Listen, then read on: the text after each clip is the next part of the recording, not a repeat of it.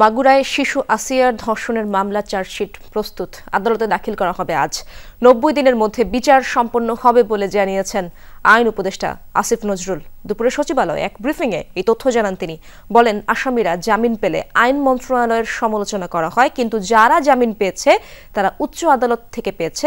এখানে মন্ত্রণালয়ের কোনো করণীয় নেই। এ সময় বিশেষ ক্ষমতা আইন বাতিল নিয়ে রাজনৈতিক ঐক্যমত প্রয়োজন বলে মন্তব্য করেন তিনি। উপদেষ্টা জানান, ৭,১৮৪ রাজনৈতিক হয়রানিমূলক মামলা এখন পর্যন্ত প্রত্যাহারের সুপারিশ করা হয়েছে।